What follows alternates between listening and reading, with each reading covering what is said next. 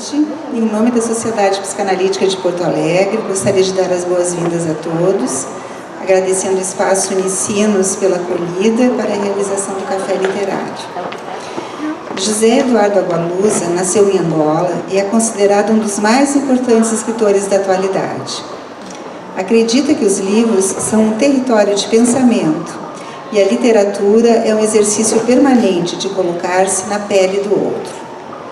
Assim, para comentar a sua obra O Vendedor de Passados, convidamos o professor Demétrio Alves Paz, professor associado de Teoria Literária e Literaturas de Língua Portuguesa na Universidade Federal da Fronteira Sul de Cerro Largo, e Gustavo Antônio de Paiva Soares, psicanalista da Sociedade Psicanalítica de Porto Alegre. Cada um terá 20 minutos para expor suas considerações sobre a obra e depois abriremos para o debate. Então, com a palavra, o professor Demétrio. Bom, boa noite. Gostaria de agradecer o convite da Regina, da Gustavo, que vai ser interlocutor essa noite. Apresentar só um pouco rapidamente. Sou graduado, mestre, doutor, pós-doutor em letras, então trabalho na Universidade Federal da Fronteira Sul, leciono no ensino superior há 15 anos. Leio as literaturas africanas de língua portuguesa desde 1997, bom, então um pouco já foi dito sobre Agualusa, o Agualusa tem uma ligação com o Brasil. Em mais de uma obra dele aparecem personagens brasileiros ou personagens que vêm, que passam ou passaram pelo Brasil. Então isso é uma constante na obra dele, até em virtude de ele ter um avô, agora não me lembro qual das partes, que é brasileiro. Então tem essa ligação. E seguido ele vem para o Brasil. O Vendedor de Passados também é um filme. Eu não assisti o filme ainda. Então eu esperei a releitura, agora vou assisti-lo, Já vi que há algumas diferenças, mas vamos lá. Na verdade, eu vou fazer alguns apontamentos breves, alguma retomada da história e tudo, e algumas coisas que são interessantes nós pensarmos. Primeiro, a própria ideia desse vendedor de passados. Então, essa pessoa então, o nome é o Félix Ventura, que é uma figura, ele é albino. Então, se está na África, e aí você tem um albino que é esse vendedor de passados. E por que ele é o vendedor de passados? Então, ao contrário do que pareceria num primeiro momento, ele não é um charlatão. Não. Ele é um homem extremamente educado, extremamente sábio. Ele foi criado no meio dos livros. O pai adotivo dele era um alfarrabista. Ele mesmo, grande conhecedor, inclusive, quando ele é largado na casa do pai, ele é largado numa caixa cheia de obras do Eça de Queiroz. Então isso também é interessante. Aliás, há uma passagem em que a Ângela cita uma obra do Eça e ele diz, isso aí é Eça de Queiroz, eu sei de onde é que essa... mas o que mais chama atenção, obviamente chama para todo mundo, é o narrador da obra, que é o Eulário, que é uma osga, que eu acho lindo em português de Portugal, a osga é uma lagartixa, uma osga tigre. Então, e o fato interessante dessa lagartixa é o que ele mesmo apresenta. Ela pode viver até 20 anos. Então não é aquela lagartixa lá que a gente olha em casa, quem sabe elas são bem velhinhas, Então ali há um bom tempo, quem sabe, nos observando, Depois de ler o livro a gente olha para as lagartixas de uma outra forma, Então já não chega sempre aquela ideia que nós temos que a lagartixa ri, Essa aqui ainda tem a risada e se escuta, É audível a risada dela, que é um fato biológico mesmo comprovado. Mas esse, então, homem que vende passados, que inventa, ele é procurado por personalidades importantes de Angola. Um ministro vai procurá-lo para inventar esse passado. Outros políticos e homens importantes já o procuraram. Mas o que chama a atenção dele é esse estrangeiro que chega e que não se nomeia, e que quer que ele o nomeie, que ele dê um passado para ele, e ele dá, ele cria esse passado, e ao criar o nome, esse estrangeiro de fato entra na pele ao ponto de procurar esses pais. Então ele vai lá, tira a foto da lápide, vai atrás da mãe, acha aquarelas da mãe, acha, inclusive não acha, né, manda fazer o obituário da mãe num jornal. Então ele entra tanto nessa ideia desse passado comprado que ele também compra esse passado, e não somente compra, como ele ajuda a alimentar esse passado que ele não teve. E nós ficamos intrigados por quê? Por que esse homem quer tanto inventar esse passado? Ele quer inventar esse passado porque o passado dele é um passado que ele quer esquecer, porque ele fracassou. E ele fracassou de 3 maneiras diferentes. Ele fracassou, primeiro, como revolucionário, que ele não consegue.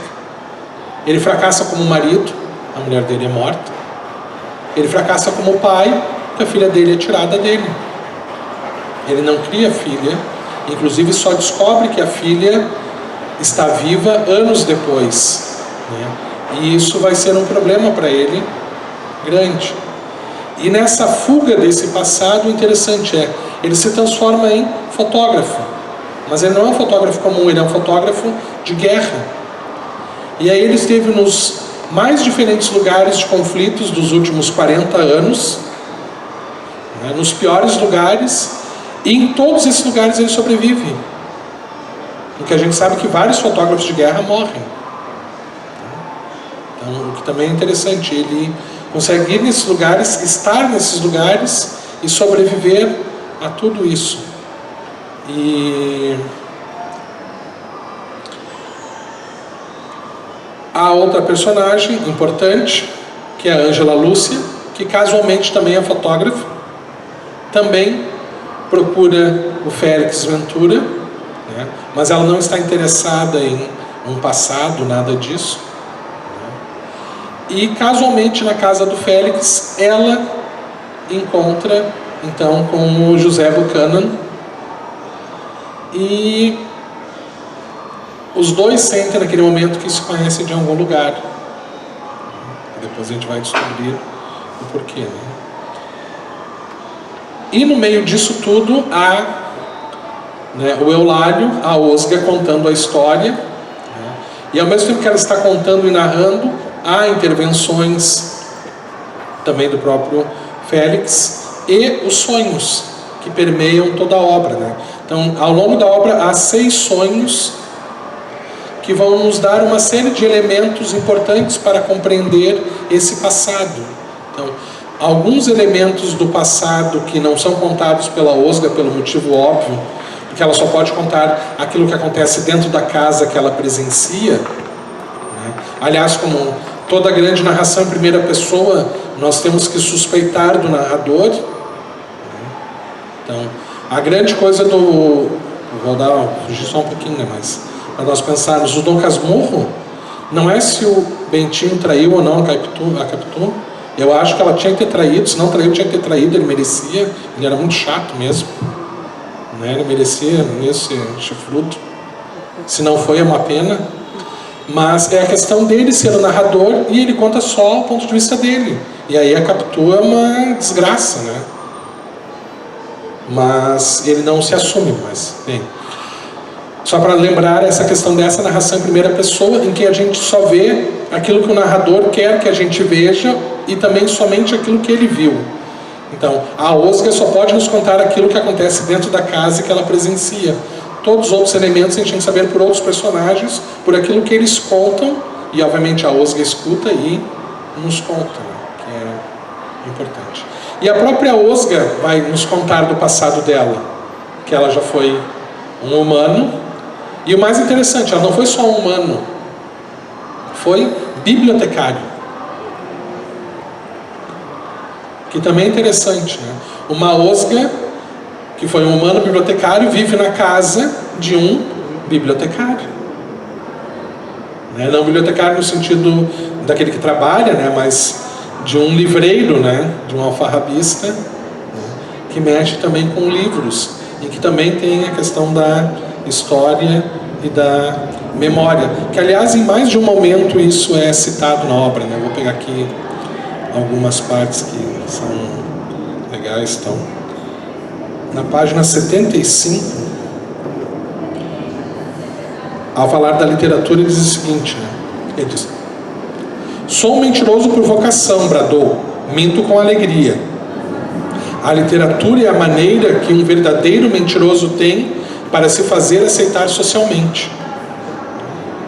É interessante pensar de fato mesmo quanto há de mentira na ficção, e principalmente nessa ficção aqui, o quanto há de mentira, né? O quanto a gente pode acreditar ou não nessa narração, né? Sobre a memória, né? Há uma outra questão, mas antes tem uma outra coisa importante aqui. Quando fala sobre os nomes e sobre essa criação do passado e do nome, há um momento em que diz: ninguém é um nome. Ninguém é um nome. E aí, isso ecoa na minha cabeça. Eu disse: eu já ouvi isso em algum lugar, obviamente não desse jeito. Eu fiquei pensando, e daí eu me lembrei do Romeu e Julieta. Há um momento no Romeu e Julieta em que o Romeu e a Julieta estão discutindo e o Romeu pergunta: what's in a name? Em inglês. O que há no nome? Que é justamente a desavença entre as famílias. A desavença no Romeu e Julieta se dá entre as famílias pelo nome dos Montecchio e dos Capuleto. A briga familiar é essa disputa do sobrenome, das famílias, da influência e de todo o resto. Então, vamos dizer que ninguém é um nome, é porque isso, ninguém é um nome, de fato, né? Nós somos uma série de coisas que estão atrás de nós. Aliás, existe um livro maravilhoso de uma escritora canadense maravilhosa, que é Nancy Houston, tá? Esse livro não é ficção dela, é uma obra que ela conta uma experiência dela, que é a Espécie Fabuladora. A Espécie Fabuladora. Ela conta a experiência dela com mulheres em prisões na França. Ela tinha um grupo de mulheres em que ela ajudava que essas mulheres contassem suas histórias nas prisões na França. E uma mulher questiona ela: por que é importante contar histórias se a vida é tão maior que a ficção? E ela fica pensando, e esse livro é a resposta a esse questionamento. Mas dela, se você tiver que ler um romance maravilhoso, é Marcas de Nascença. Tá? O romance dela, Marcas de Nascença. Romance fantástico. Mas é isso. O que é um nome? O nome nada mais é do que tudo aquilo que vem antes e junto da gente, né? Então, quem são os nossos antepassados que nos deram esse nome, que nos escolheram? A gente não escolhe o nosso nome, né? Eu não escolhi Demetrios, se eu pudesse escolher um nome, eu escolheria um outro nome, né? Inclusive, quando eu era criança, eu odiava meu nome. Depois, na adolescência, que eu fui gostar do meu nome por ser um nome diferente. Daí eu não era Rafael, e daí dizer qual Rafael? Tinha 728 Rafael. Mas essas questões. Bom, voltando sobre a memória, que é importante. Então, no romance também tem uma citação muito legal em que fala da memória. A nossa memória alimenta-se, na página 139, em larga medida, daquilo que os outros recordam de nós. Tendemos a recordar como sendo nossas as recordações alheias, inclusive as fictícias. Isso também é interessante, porque muitas vezes a gente não se lembra de alguma coisa nos contos. Lembra aquela vez que aconteceu tal coisa? E aí tu não se lembra, mas tu disse: sim, me lembro. Mas não se lembra, mas diz que sim. E é isso, a nossa memória, ela é constituída de esquecimento. Sem o esquecimento a gente não tem a memória, né? E dessas recordações e desses acréscimos que também são complementados por outros, né? Depois, nas páginas 153, novamente há essa questão da memória, que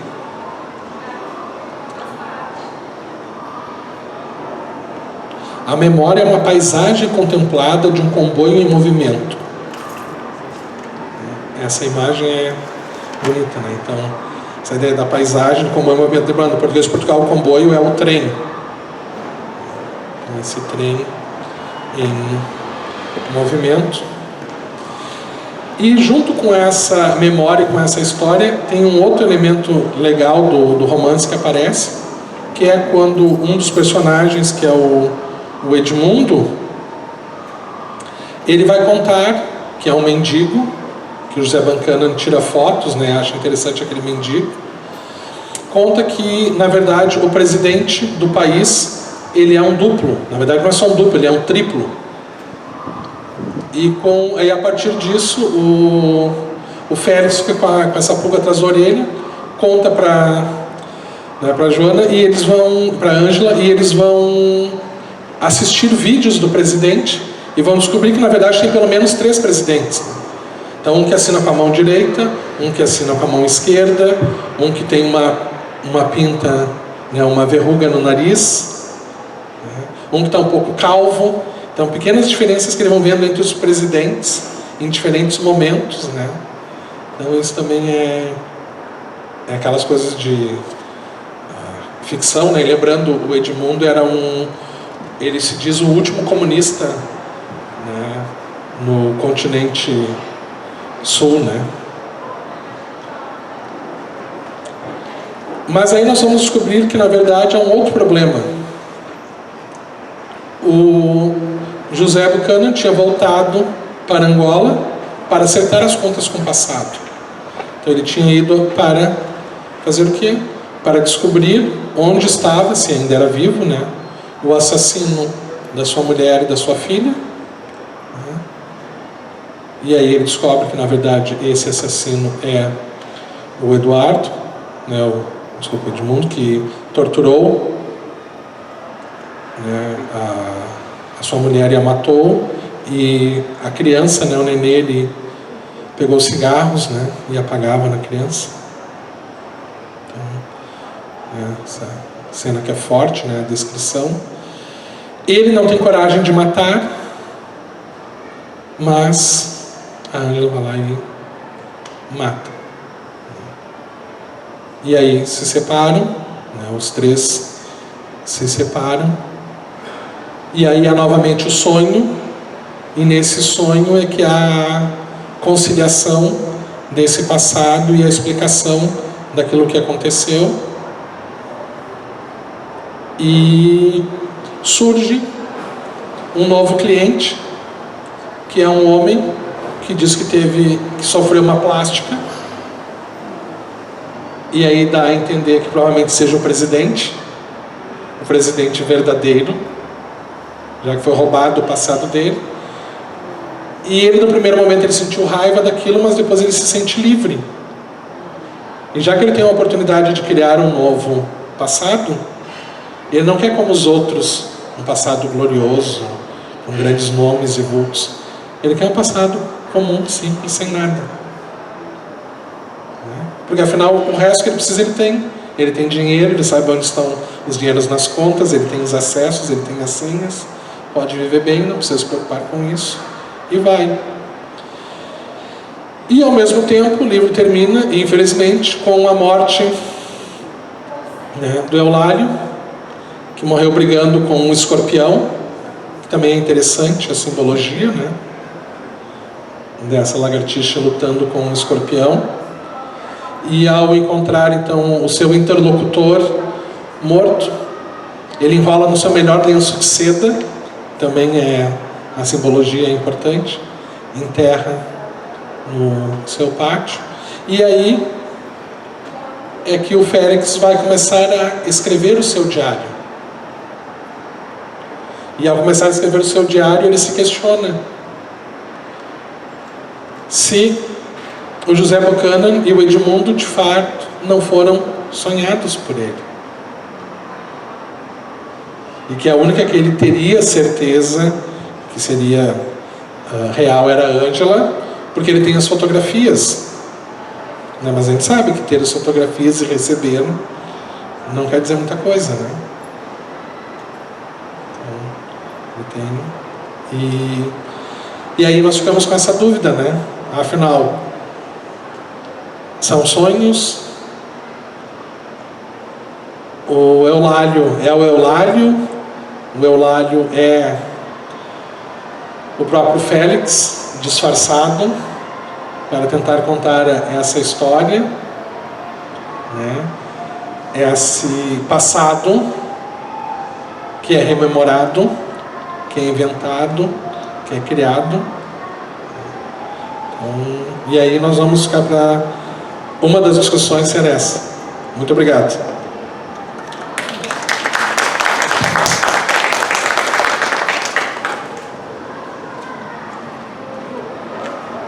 Eu vou passar a palavra então para o Gustavo. Bom, boa noite a todos. Eu quero, em primeiro lugar, agradecer a Regina, né, e a SPPA, pelo convite de estar aqui conversando com vocês. É um prazer, né? E já encontrei colegas de muito tempo, né, do meu passado. Então, já fico um pouco mais tranquilo em relação a isso. E queria também agradecer ao Demétrio, né, porque de alguma forma tu me clareasse algumas coisas que eu não estava entendendo. Então, nem sei mais o que a gente pode falar a partir disso, porque eu vou falar não do lugar de psicanalista, mas do lugar de um leitor, e a gente pode até discutir essas questões todas, né? Assim, achei muito ilustrativo, com detalhes muito importantes, né, a tua leitura. Eu não tenho, talvez, a mesma capacidade de um professor de ficar falando e não se perder. Eu vou ter que olhar um pouco algumas coisas que eu anotei e algumas conjecturas, né, que eu fiz. Então, eu li... deixa eu primeiro colocar, quando a Regina ela me convidou, ela me deu 2 datas, né? E eu comentei com ela, mas quais são os livros, né? Eu disse, mas é esse, né? Eu disse, aí, um deles era uma literatura mais clássica, mais mundial conhecida, e o outro era Vendedor de Passados. Aí eu tomei um susto, assim, como assim, Vendedor de Passados, né? Eu não conhecia, né? Eu conhecia o Algalusa porque ele tinha vindo no Fronteiro, sabia que ele tinha vindo, né? Mas a obra aí, né? Eu não conhecia, né? Mas me deixou muito curioso, assim, poxa, Vendedor de Passados, né? E eu pensei assim, mas nós psicanalistas trabalhamos com o passado, né? Eu digo, poxa, acho que vai ser interessante, porque eu disse, não, mas não trabalhamos com o passado, talvez como ele vai trabalhar, a gente trabalha com o passado, mas não com os fatos do passado, né? Aí eu fiquei, vamos ver se vai aparecer isso aqui. Então, aquilo me estimulou a poder conhecer um pouco mais. Eu acho que certamente tu tem muito mais conhecimento, né, do José Eduardo, mas eu fui procurar alguma coisa assim do José Eduardo, até mesmo antes de ler o livro. Não, mas eu quero conhecer um pouco mais quem é, não. E, de certa forma, tu já colocaste algumas coisas, né?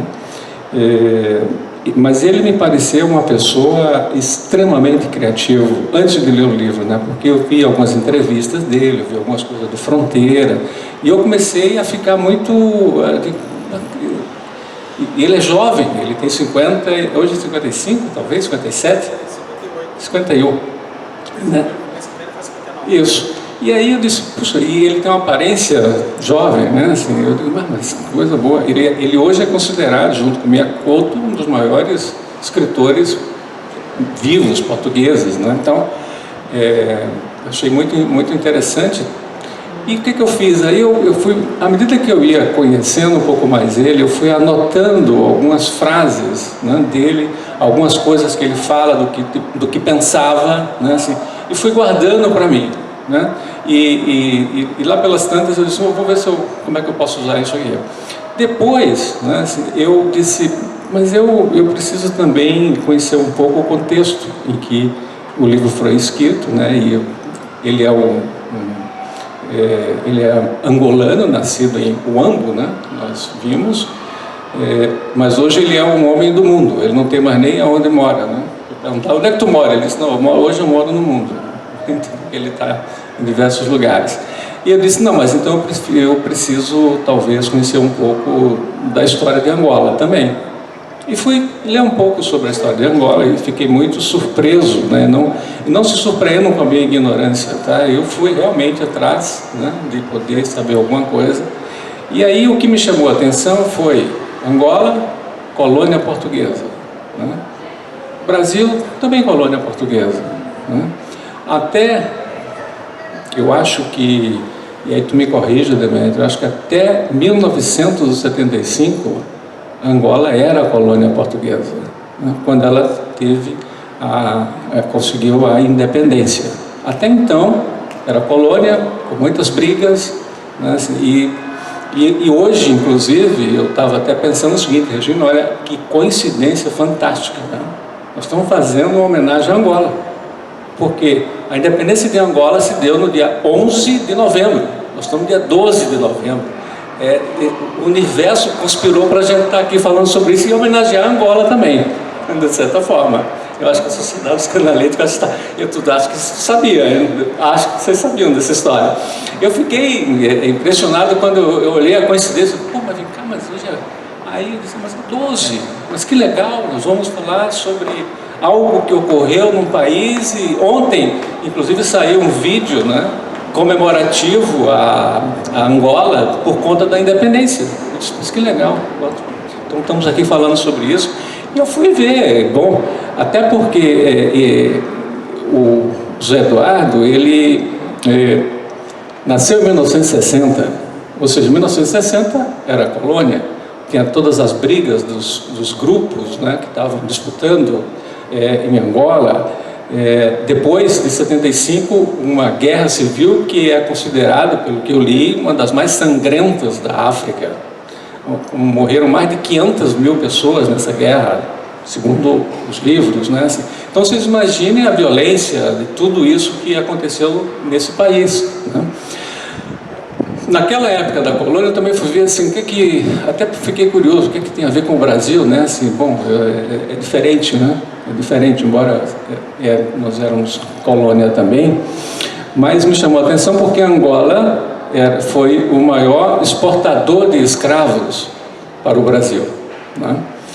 E aí, uma outra coincidência que me chamou a atenção, assim, porque eu não sou gaúcho, né? Eu sou pernambucano, estou aqui há mais de quase 40 anos, né? Assim, e de Recife, né? E aí enquanto eu lia, me chamou a atenção assim, em Pernambuco tem uma praia, não sei se vocês conhecem, chamada Porto de Galinhas, né? E virou turístico, isso. Considerado uma das praias mais bonitas do mundo, eu acho que é a mais bonita do mundo, tá? Desculpe as outras, mas vocês sabem o que significa Porto de Galinhas? Não? Eu, quando era menino, né, assim, a lenda diz que, né, quando chegavam os escravos, eles saíam como arauto, comentando assim, chegaram as galinhas. Por isso que o nome é Porto de Galinhas, né, assim. Eu digo, puxa, que coincidência, eu aqui comentando também algo que tem a ver com a minha própria história, né, assim. Então eu fui entendendo a questão do vendedor de passados a partir de toda essa história e conhecendo um pouco também ele através do que ele pôde dizer, não pessoalmente, né? Aliás, seria uma honra muito grande, né, se a gente pudesse conversar com ele. Então, com isso, fui me tornando mais curioso ainda com o livro, né?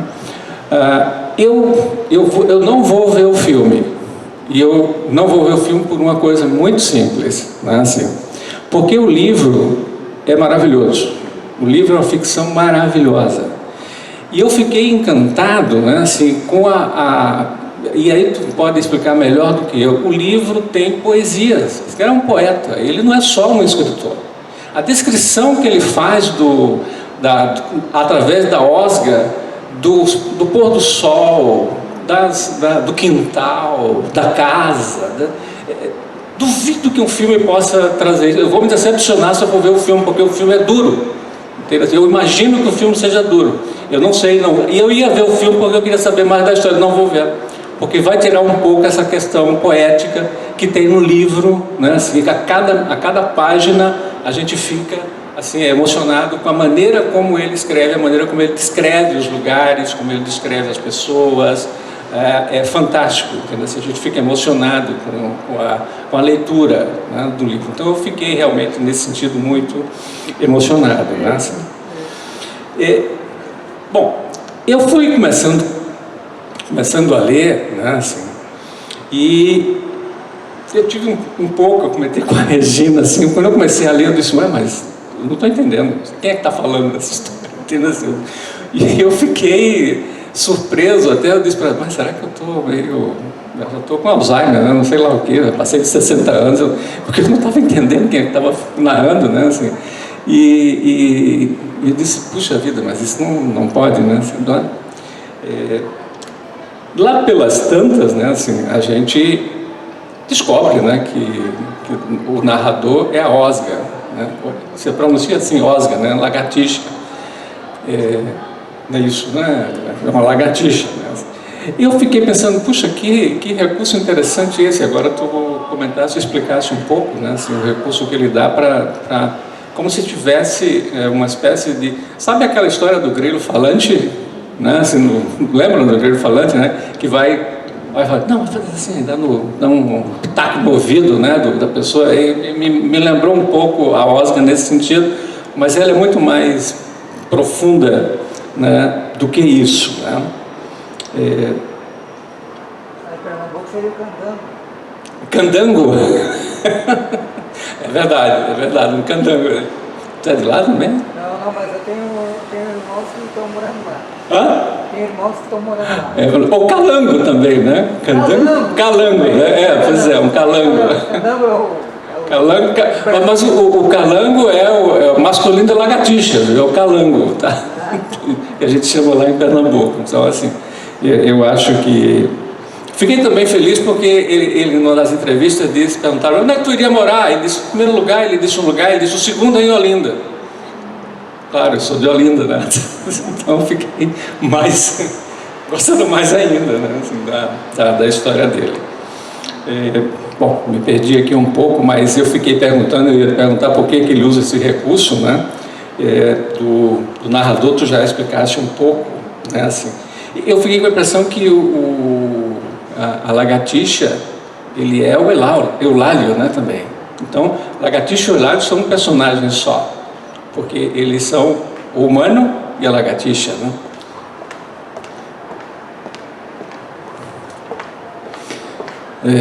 E por que essa dualidade, né, entre a lagartixa e o humano?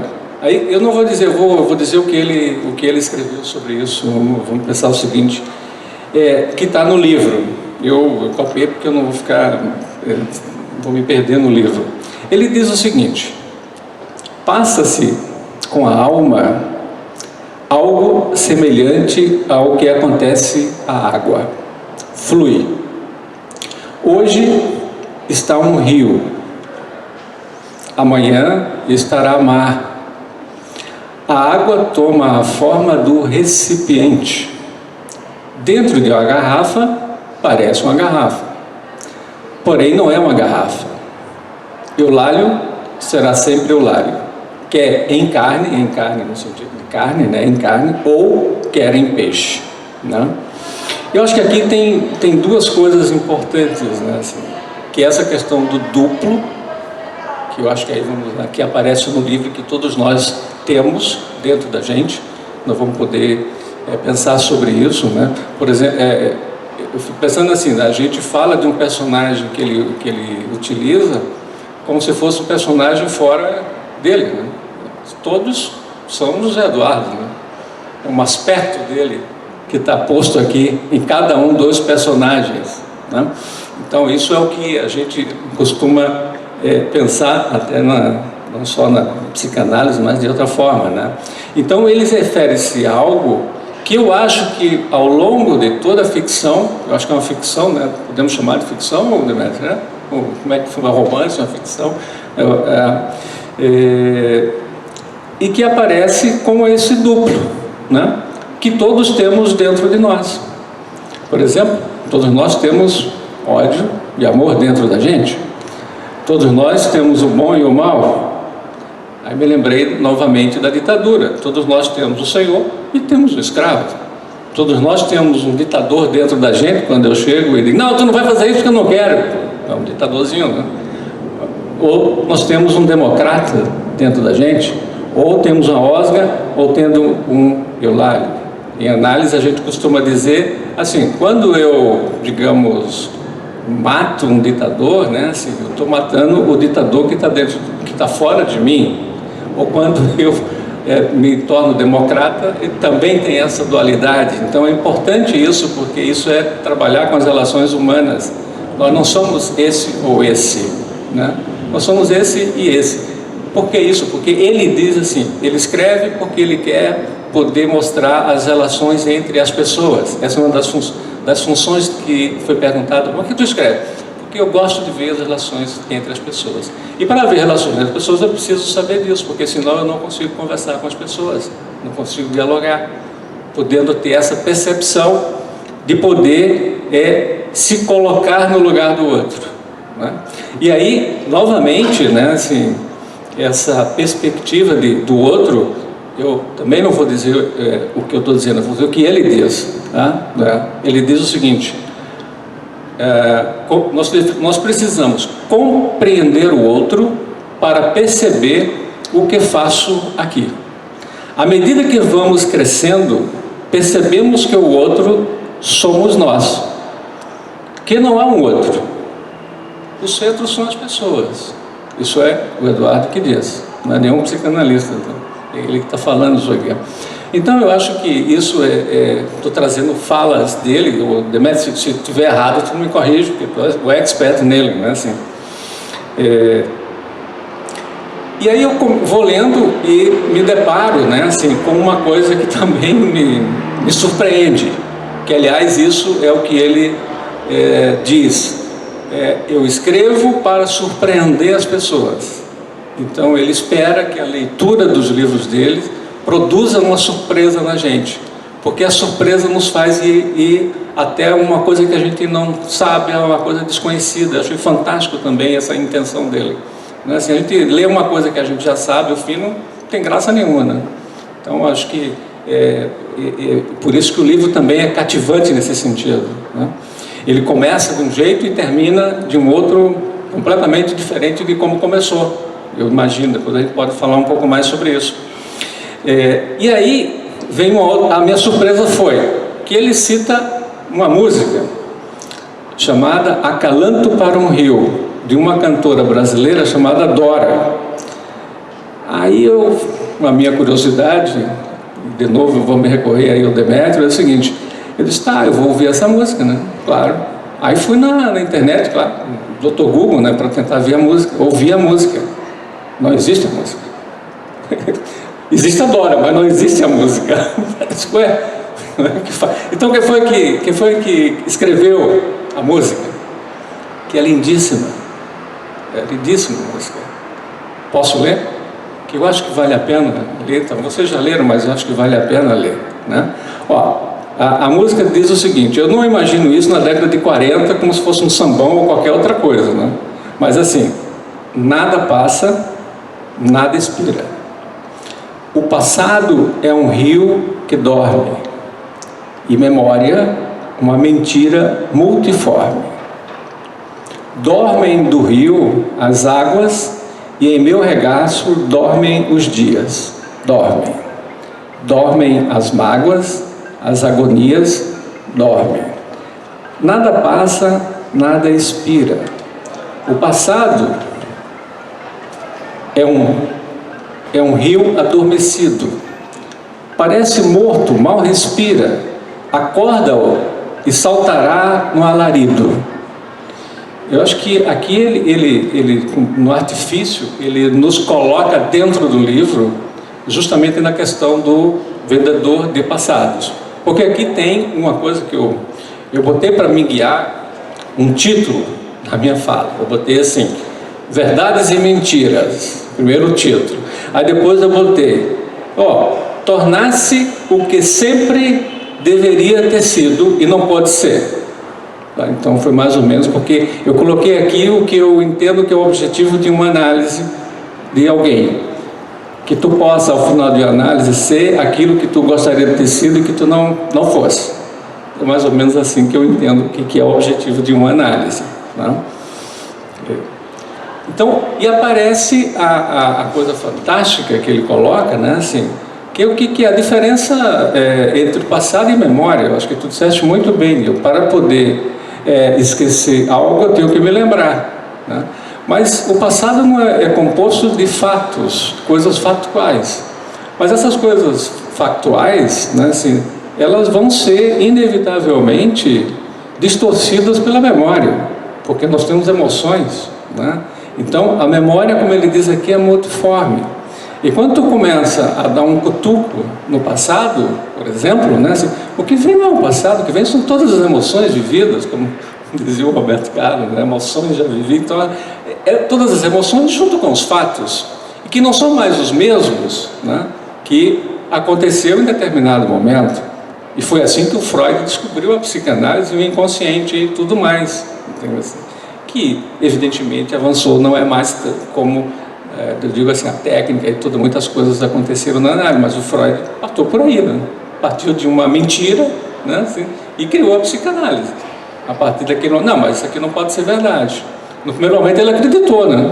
Não, realmente há uma sedução dos pais, né, nos filhos. Aí ele disse, não, mas não pode ser assim. Deve ser uma fantasia. Ou seja, naquele momento ele descobriu o inconsciente. Não é assim, né? Não é abuso, há uma fantasia. Às vezes é abuso, claro, estou colocando isso. Depois ele introduz um outro personagem que para mim é fantástico, né? Assim, talvez assim para mim seja o personagem mais importante de todo o livro, e cada um vai eleger o seu. Mas para mim o personagem mais importante do livro é o que ele chama de velha esperança. A velha esperança e que ele vai dizer, ele próprio, não sou eu que estou dizendo, mas eu concordo com ele descreve poeticamente toda a casa dele. Eu acho que se vocês leram de novo como ele descreve toda a casa. E a velha esperança era uma cuidadora, a gente não consegue imaginar, né, como se fosse uma pessoa. Né? Eu não consigo, mas ela é a cuidadora da casa, então a gente não consegue imaginar muito, mas enfim, ele diz que é, né?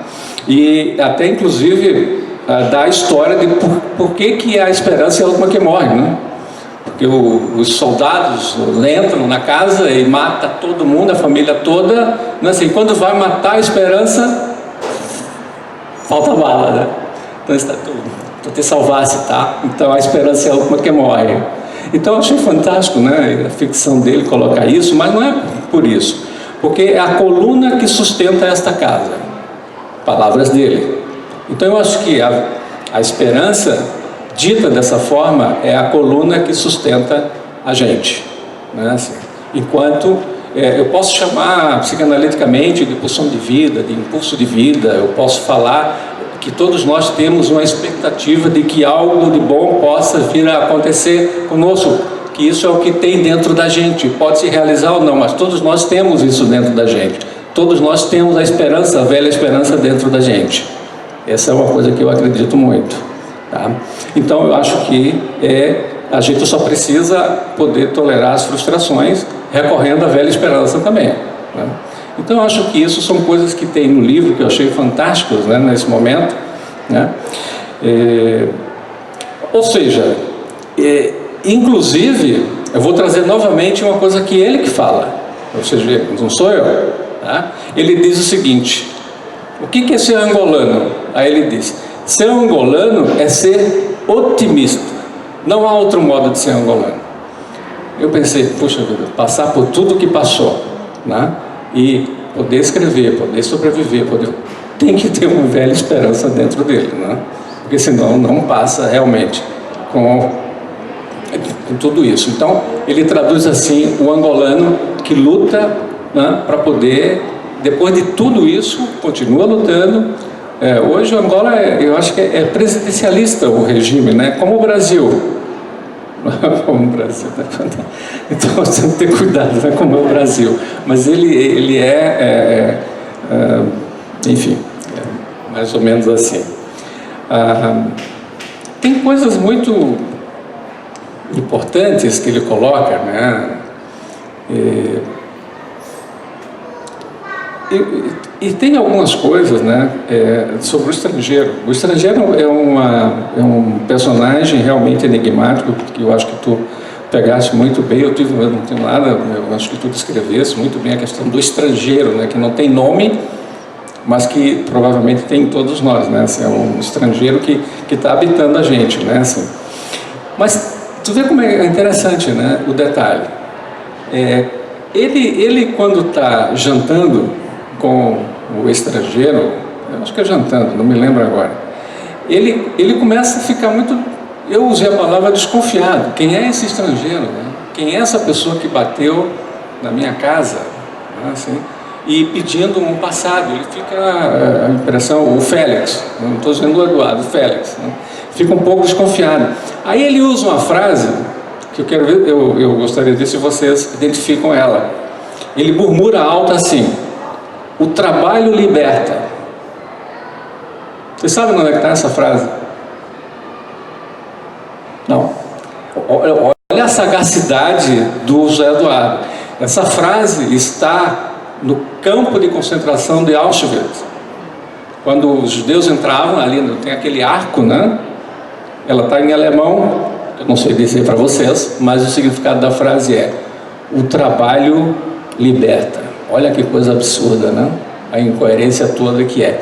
Mas você veja a genialidade do cara, né? Colocar uma frase dessa num livro, entende assim?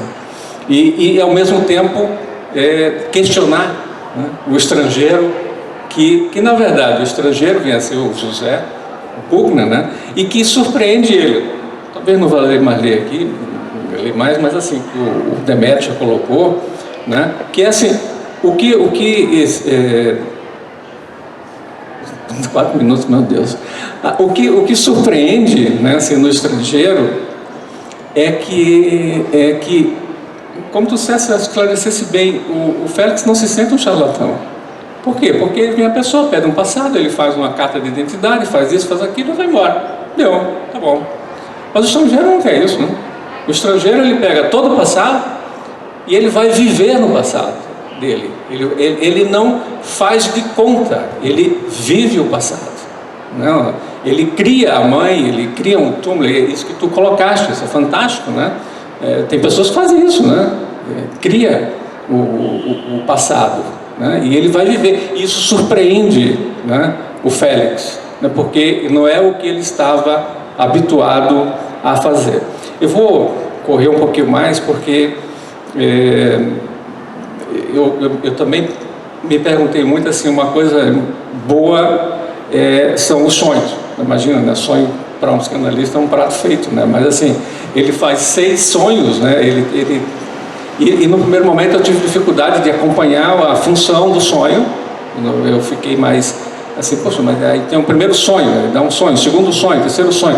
E aí eu vi que o sonho era uma espécie de integrador da narrativa, né? Mas e que a gente vai entendendo um pouco mais o sonho. Tinha uma pessoa que fez uma crítica ao livro, dizendo assim: olha, o livro é maravilhoso, mas não lê os sonhos. Que coisa horrível, não, o negócio de ler. É a principal coisa que a gente vai ler, né? Assim, olha os sonhos, né? E aí eu peguei cada sonho dele, mas não dá, porque os sonhos vão se complexizando ao longo da leitura. Assim, o primeiro, a Osga, me pareceu que ela ainda não está nascida, ela vai nascer, né? Simbolicamente falando, né? No sonho, ela vai aparecer mais, né?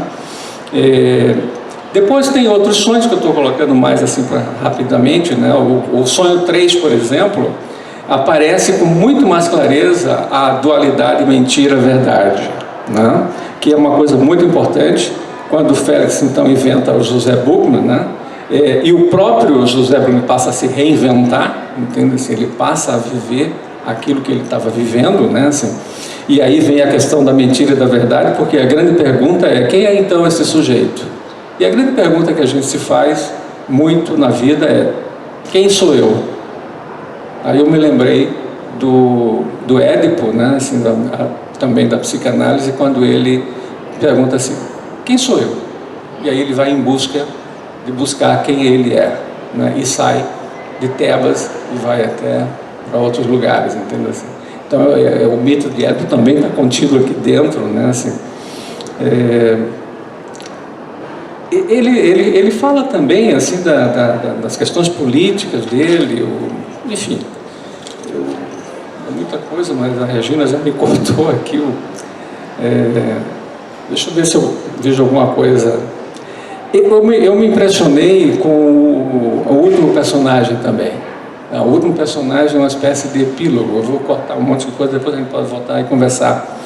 Porque o último personagem é uma espécie de elaboração que ele faz disso tudo. E aí me pareceu que o último personagem, que não tem nome, eu também fiquei assim curioso, porque o último personagem não tem nome, né? Ou seja, ele é como se a gente fosse dar o nome a esse personagem, porque esse personagem é a antítese dos outros. Esse personagem que foi equacionado ao presidente, eu interpretei o personagem como sendo o contrário, entende assim?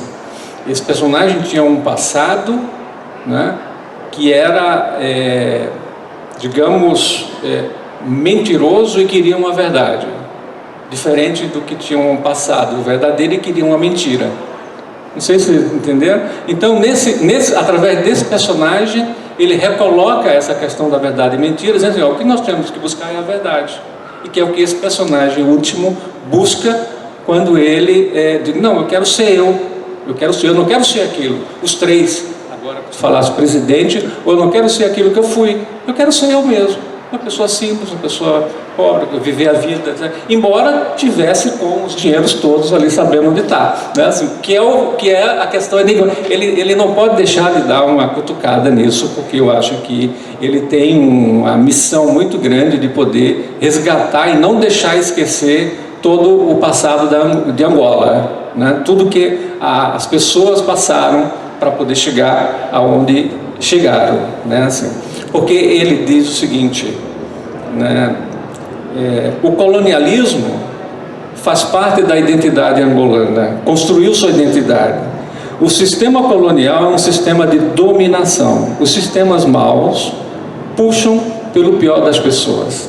Então ele tem uma força muito grande para tentar puxar isso e não deixar que se esqueça, assim como nós também não podemos deixar de esquecer que quem estava aqui, primeiramente, foram os índios, e depois os negros, os escravos. E às vezes a gente esquece disso e nós tornamos muito cruéis, né, com esse outro que nos ajudou a construir tudo que a gente hoje tem e está aqui. Eu acho que isso é uma coisa muito importante para a gente poder pensar, e que ele traz isso com muita força para nós, né?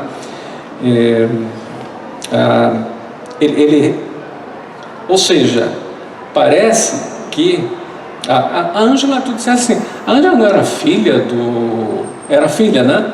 A filha do José que sobreviveu às torturas, né? Não, é a filha que sobreviveu, né?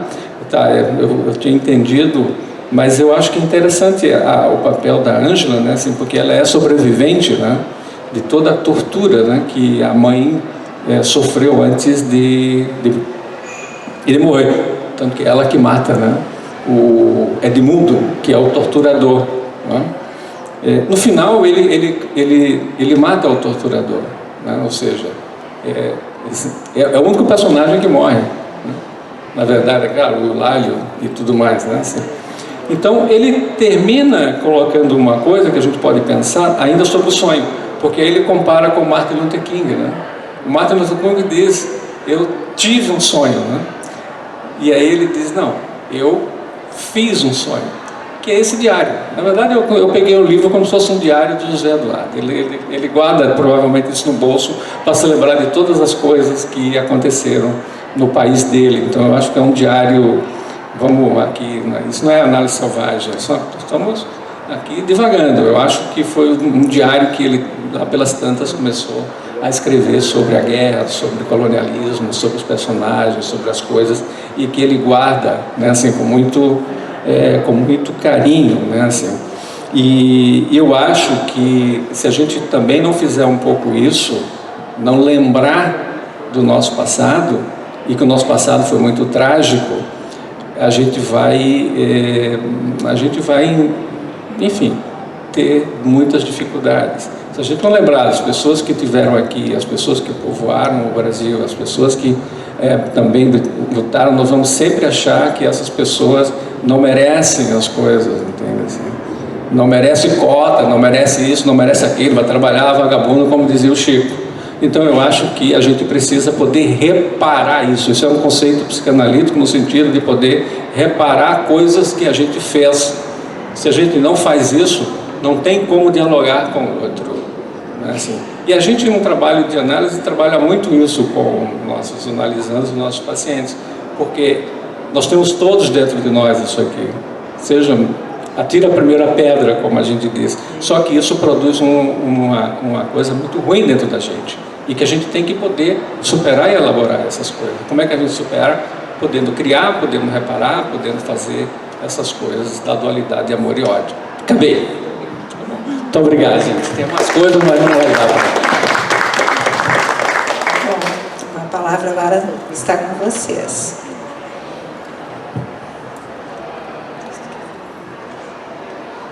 Eu vou aproveitar e falar.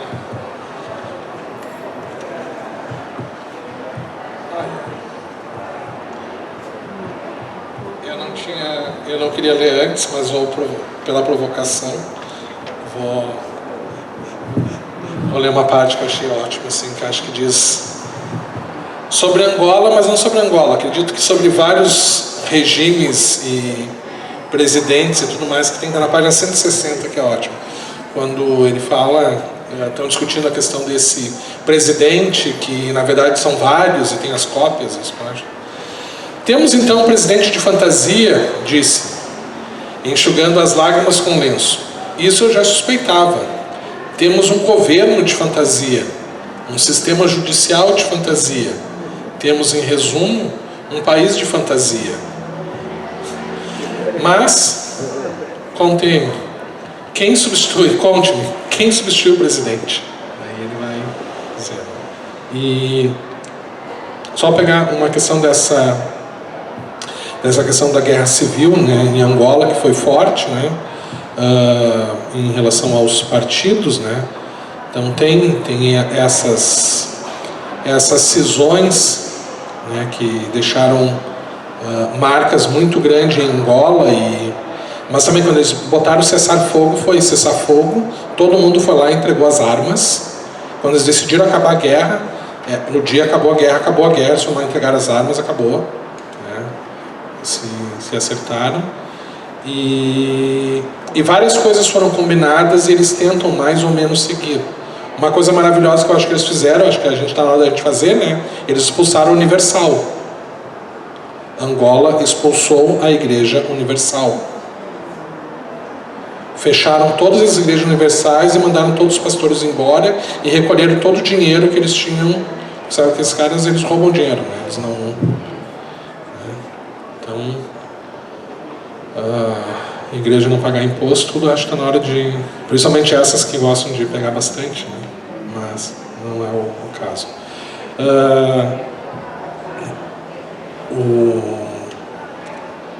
O Agualusa tem umas outras coisas legais, tá? Há uma obra dele que é genial, né, que se chama A Conjura, que é um grande romance dele, né? Há vários outros. E leiam também para as crianças, tá? Os infantis dele, tá? Então ele fez várias obras para a filha dele. Tá? Então tem a Nuete, que é para a filha dele. Tem a Rainha das Estapafúrdias, que é para a filha dele, que é maravilhoso. Tá? Então procurem lá os livros dele para as crianças. Aliás, não só ele. O Onde Jacques também tem vários livros para as crianças, né? Então há toda uma literatura africana de língua portuguesa para a infância, né? Então que dá para procurar e achar aí. Tem o Zeto Cunha Gonçalves, que é um baita poeta. Infelizmente no Brasil não há nenhum livro dele de poesia publicado aqui, só se acha lá, mas há os livros infantis dele, esse sim. Então tem o Miacouto, né, que talvez seja o mais famoso, né? Mas a literatura africana de língua portuguesa, inclusive um pesquisador inglês, ele tem um artigo em que ele diz, né, que é a primeira a ser publicada e é a última a ser descoberta. Então, as literaturas africanas ficaram famosas graças aos escritores de língua inglesa e depois os de língua francesa. E aí a literatura africana de língua portuguesa é a última a ser descoberta, mas na verdade ela é a primeira a ser escrita. Então, desde o século XIX se tem autores africanos de língua portuguesa escrevendo, ainda que pouca coisa, né? E também muita coisa se perdeu, né?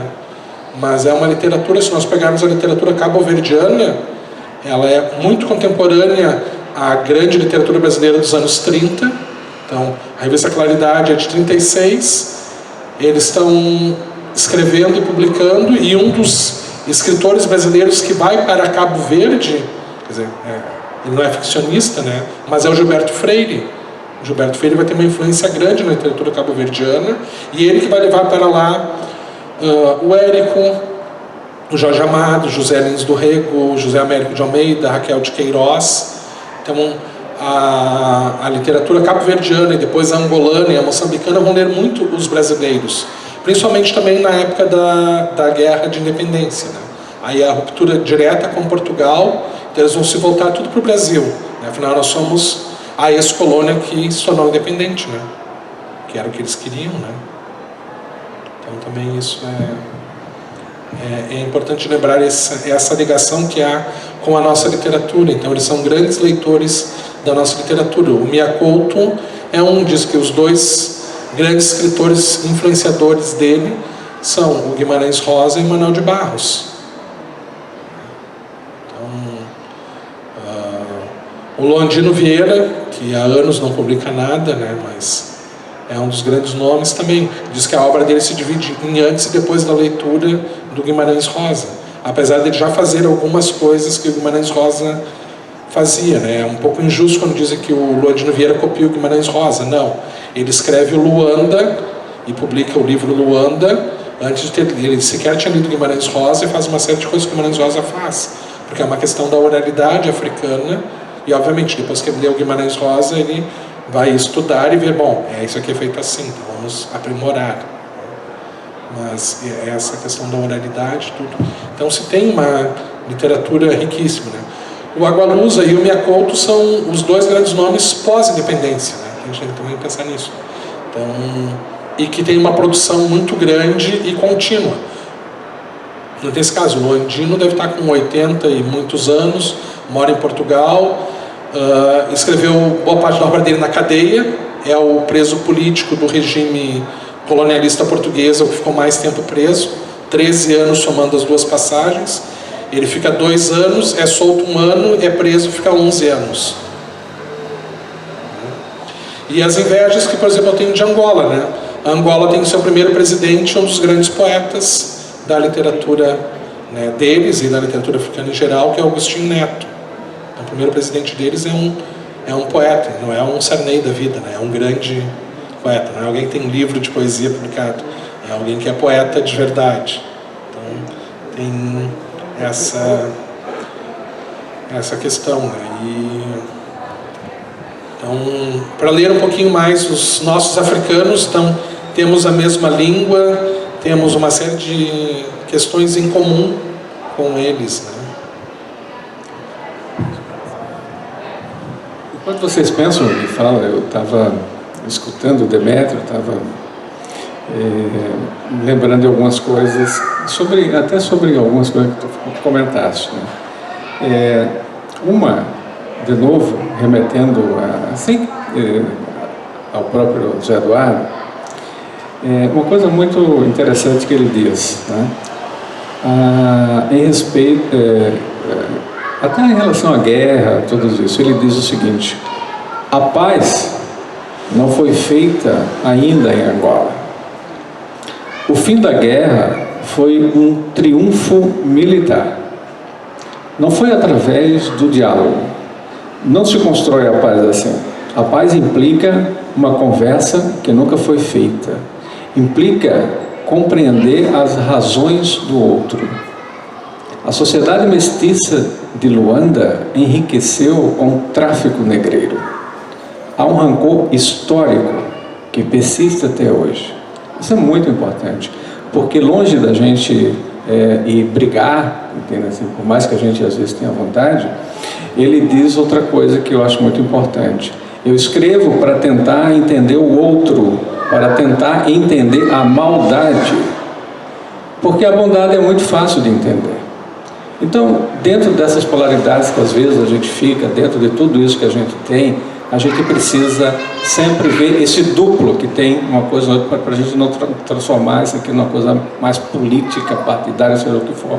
A gente tem que poder pensar um pouco mais do que dentro de cada um, né? Assim, que eu acho que isso que é uma coisa importante, principalmente no momento atual, né? Quando a gente é bombardeado, assim, eu devo receber sei lá quantas mensagens, é tudo encaminhada. Eu tenho um grupo que manda mensagem, aí eu vejo assim, encaminhada. Não é a pessoa do grupo que me mandou, é uma mensagem encaminhada. Aí eu olho assim e digo, que é isso? Aí eu já baixei um negócio que me diz se a mensagem é falsa ou não, porque senão eu fico louco, né, para saber o que é, o que não é.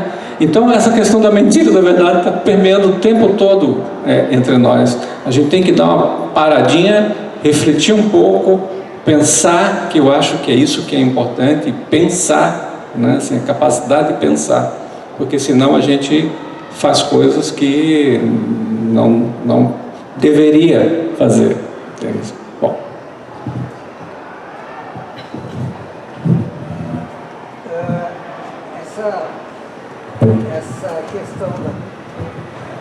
Essa questão da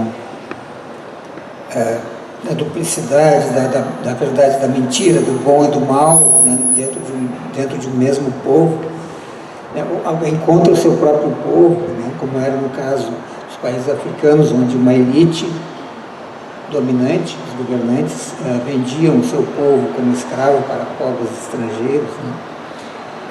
É bem similar ao que acontece hoje, quando a elite do Brasil vende os seus trabalhadores, né, mais barato, né, para essa mesma elite, ou outras elites poderem explorá-los melhor, né, sem aposentarem-se, sem ganhar. Né. Então, essa dualidade, esse mal mesmo, que está bastante presente, né.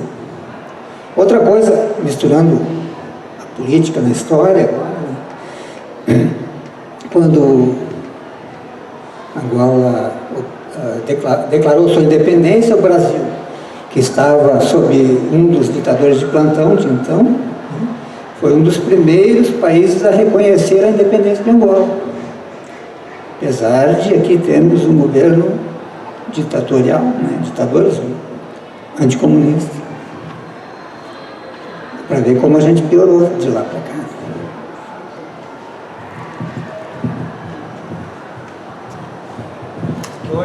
Hoje não seria reconhecido por esse que aí está aqui. Muitas vezes o pior, né, assim, é quando há uma tentativa, né, de que a gente acredite que não existiu, né. Eu assisti um filme sobre o Holocausto, né, onde existe uma disputa entre um que acredita que existiu e uma pessoa que acredita que existiu. É muito interessante, porque eles vão disputando, mostrando, mas como existiu? Não tem nenhum corpo, não tem nada. Como é que você vai provar? Então são questões assim bem interessantes, né, que a gente fica, ué, mas isso. E por outro lado, né, assim, tem um filme também que talvez vocês já tenham visto, é um filme, agora deixa eu me lembrar, é sobre uma obra do Gustav Klimt, né, assim, que é uma obra, não me lembro o nome, é uma dama, esse nome, A Dama Dourada, né, assim, é muito interessante aquele filme, porque a Dama Dourada, ela é tia de uma pessoa que era viva e que reivindica o quadro como a herança, como tal estava lá no testamento. E é bem interessante vocês assistirem, porque existe aí uma disputa entre a herdeira e o governo de Viena, né, assim, que não queria ceder o quadro, que de fato era dela, né, assim, e aí a gente vê digamos assim, a mentira o tempo todo, não, mas esse quadro foi dado para nós e tudo mais, e depois até aparece, não sei se é verdade ou não, o quanto que os bens, né, assim, daqueles que foram, naquele momento, judeus e tudo mais, foram confiscados pela elite, ou pelas pessoas de Viena, e ficou lá, e enfim, no final vocês vão ver, é um filme muito bonito, muito interessante, entende assim, que mostra um pouco esse lado, né, que a gente hoje também está vivendo. Só que eu acho que isso é importante, essa dualidade existe em todos nós, é por isso que é um problema, entende assim, porque quando a gente sai da palavra para ir para a ação, é porque a gente imagina que o inimigo está lá e não está dentro da gente também, e não tem diálogo, como ele diz aqui. A paz não se constrói só com uma coisa desse tipo, ela se constrói se a gente poder conversar. Porque nisso tudo nós estamos, às vezes, por exemplo, eu tenho amigos meus que já não são meus amigos. Eu tenho porque então, puxa vida, mas eu não quero te perder como amigo. Tia. Diferença, por definição, não é oposição, é diferença apenas. Eu não preciso ficar inimigo de ninguém porque uma pessoa pensa diferente de mim.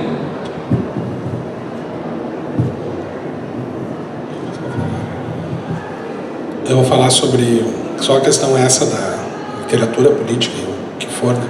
Na verdade, a literatura em si, muitas vezes ela antecipa essas questões. Né? Então, se a gente pegar lá os gregos, quanta coisa é discutida nos gregos, o próprio Édipo. Né?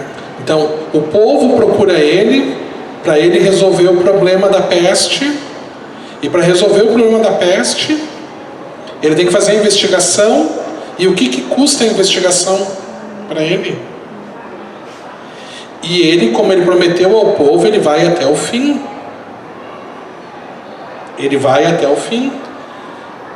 Né? O Tiresias manda ele parar, ele não para. A Jocasta manda ele parar, ele não. O Creonte manda ele parar, ele não para. Ele vai até o fim. Ele vai em busca da verdade. Então aquela ideia que se tem, né, que depois vai ser tomada pelos filósofos. Então, nota que a literatura antecipa em 2 séculos a filosofia. Né? Essa busca de quem eu sou, né, ou conhece-te a ti mesmo, ou os dilemas da própria polis grega, estão discutidas pela literatura, 2 séculos antes de os filósofos e políticos forem pensarem nessas questões. Né? A literatura está antecipando, e várias outras questões, né? A literatura antecipa. Pega os romances distópicos pós-Segunda Guerra Mundial, 70 anos depois a gente está vivendo eles. Digamos que a literatura que acerta, a guerra... Em uma parte aqui muito interessante do livro que ele diz assim: a realidade é dolorosa e imperfeita. A mãe dele dizia para ele: é essa a sua natureza, e por isso a distinguimos dos sonhos. Quando algo nos parece muito belo, pensamos que só pode ser um sonho, e então beliscamo-nos para termos a certeza de que não estamos a sonhar. Se doer, é porque não estamos a sonhar. A realidade fere, mesmo quando, por instantes, nos parece um sonho. Nos livros está tudo o que existe, muitas vezes em cores mais autênticas e sem a dor verídica de tudo o que realmente existe. Entre a vida e os livros, meu filho, escolhe os livros. Ou seja, né? Leitura, literatura, conhecimento é poder. Né? Bem, gostaria de saber se mais alguém teria algum comentário. Podemos encerrar?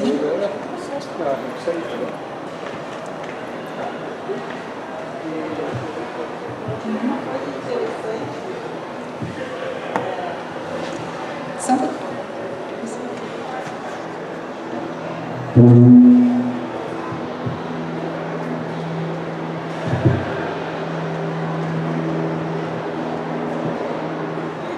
Eu achei uma coisa interessante,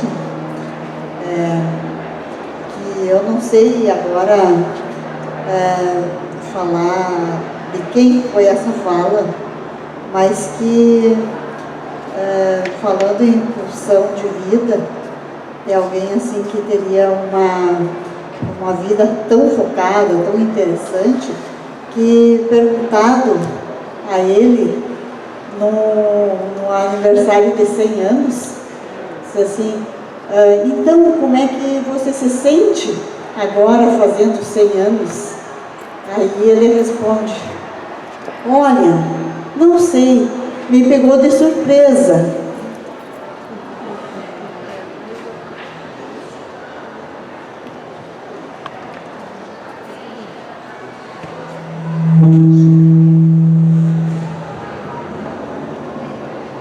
Na verdade, a vida é uma surpresa, né? E os livros, na realidade, a literatura, como o Demétrio falou, a forma como o Gustavo abordou a obra também nos faz pensar sobre muitas coisas, sobre a forma como vivemos, sobre as nossas dualidades, né, que estão presentes nessas pulsões: vida, morte, bom, mal, o certo, o errado, o sim, o não. E então, pelo avançado da hora, né, eu gostaria de agradecer a presença de todos, a presença do Demétrio, que veio de tão longe, né, para nos prestigiar, Gustavo, e a todos vocês. Então, nosso muito obrigada ao Espaço Unicinos, aos nossos colaboradores.